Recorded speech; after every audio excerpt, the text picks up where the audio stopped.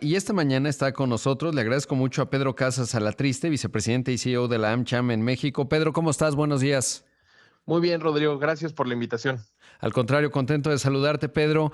En los aranceles que anunció Donald Trump, pues por ejemplo, se los aplica a Vietnam, se los aplica a Bangladesh, obviamente China reacciona esta mañana. Ujú.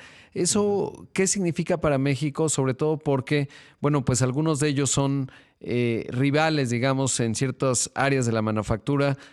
¿Cómo ves esa parte y cómo queda la posición relativa de México en esta coyuntura? Sí, mira, Rodrigo, antes de empezar con la respuesta, hay que acordarnos que con estos movimientos, la verdad es que pierden todos en el mundo, incluido Estados Unidos, ¿no? Muy importante. Ahora, ya que entendemos que el shock a la economía global va a ser y es masivo, sí, México sale relativamente mejor que el resto del mundo, particularmente sus competidores directos que ya mencionaste tú, pero conforme vayan reaccionando, ya vimos que China hoy impone 35% de arancel a Estados Unidos, entendiendo el nivel de conexión que hay entre las cadenas globales, pues naturalmente también va a afectar a México. Ahora, mediano largo plazo, probablemente México sea uno de los grandes ganadores de todos estos cambios.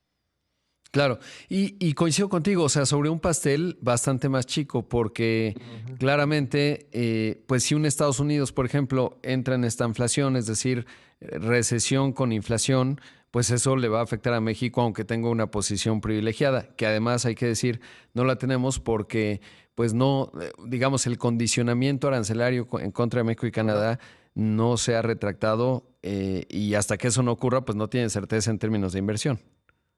Exactamente, ¿no? O sea, nosotros sí hemos percibido que todo esto desde el inicio de la presidencia de Donald Trump y esto ha cambiado las preferencias de inversión de muchas empresas. Y no solo en México, también en todo el mundo hemos visto empresas pausando o tomando un tiempo para para tomar decisiones de inversión. Y también recordar que con este movimiento no todo México, no toda la economía mexicana ganó. También hay muchas industrias que se ven Claro. afectadas, principalmente el motor de esta economía, que es la industria automotriz. Sí, también en una visión relativa la podemos ver como ganadores, pero sí tienen mayores aranceles, sí se van a ver muy presionados y también ya lo vimos con decisiones que tomaron algunas empresas el día de ayer, ¿no? Entonces, eso sí va a seguir afectando a México. Ahora, una buena noticia también relativa, Rodrigo, es el relativo, y perdón por usar tanto esa palabra, pero es que así es como lo tenemos que analizar, el relativo respeto al USMCA, al TEMEC, ¿no? Creo que también lo podemos tomar como una buena señal.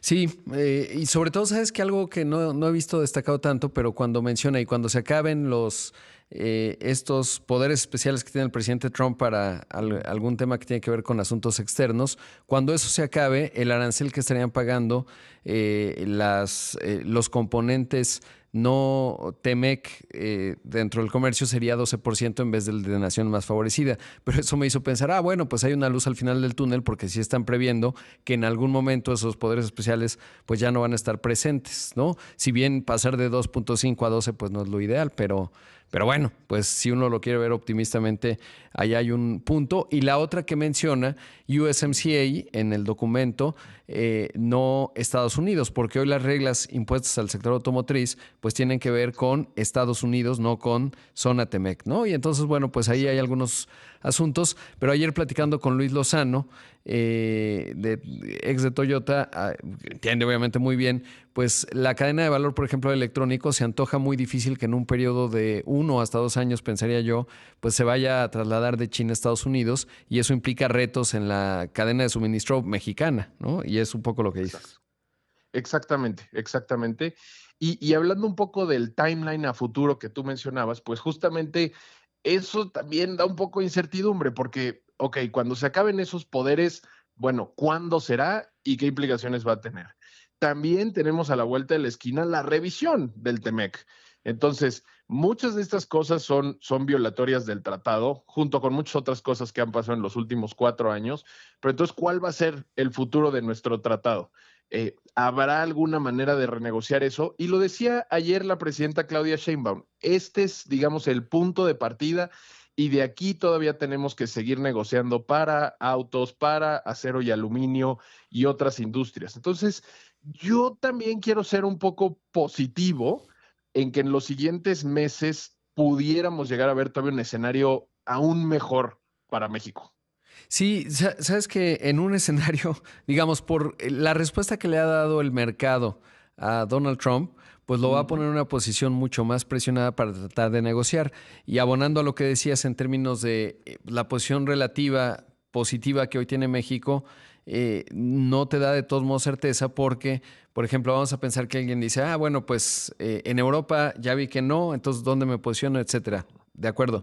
El asunto es que Donald Trump va a tener mucha urgencia para tratar de retractar esos aranceles, porque lo que le está diciendo el mercado y luego le van a decir los datos económicos de su propia economía es que pésima idea y entonces obviamente nunca va a aceptar que cometió un error y va a buscar negociar rápidamente con otros países. Y eso, bueno, pues como desde el punto de vista de una empresa, pensemos grande o mediana, pues dices, pues yo mejor me espero porque esto está realmente muy revuelto y eso también es un factor a considerar en términos de toda esta incertidumbre que ha generado. Absolutamente, nada más que añadir, Rodrigo. Eso es exactamente lo que está pasando. La gente, las empresas están esperando que estas cosas se asienten para entender cuál es el tablero del juego, ¿no? O sea, las empresas no les gusta que se cambien las reglas del juego. Una vez que las reglas del juego estén puestas y sepamos nosotros bien dónde jugar, entonces las empresas toman decisiones, pero no antes. Ahora, ¿cómo has visto la postura de México? Y el contraste es Canadá. Hace un rato también se lo preguntaba a Juan Carlos Baker, sobre todo porque, bueno, Mark Carney va rumbo a la elección del 28 de abril, nosotros no. La aprobación de la presidenta es muy alta, pero ¿cómo evalúas cómo ha reaccionado México hasta hoy? Pues mira, son justamente dos posturas totalmente diferentes por el contexto político en el que están, ¿no? O sea, Canadá perdió a su primer ministro en el proceso, llegó un primer ministro que tenía que ganar popularidad y hicieron una estrategia que hoy lo pone con 85% de probabilidades de ganar, eh, ser primer ministro, ¿no? En las siguientes elecciones el 28 de abril.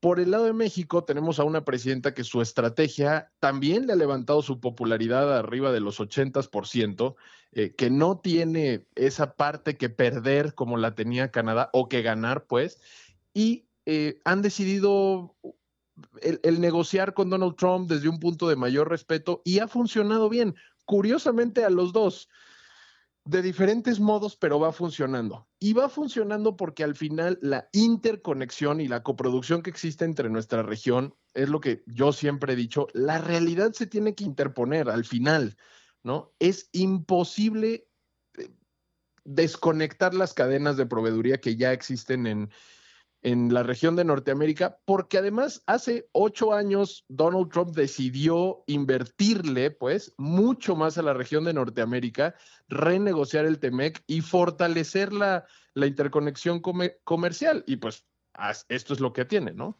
Claro, y a lo mejor se equivocó en el margen de maniobra que creía tener, porque esto es totalmente consistente con su visión de esferas de influencia, ¿no? Por eso lo de Groenlandia, Exacto. Panamá, etcétera. Y pues ahí está México y ahí está en Canadá. Y quizás la realidad económica es lo que, más allá de las estrategias de cada país, pues lo que se está imponiendo como una realidad y lo hará cada vez más ante un escenario muy presionado que tiene hoy.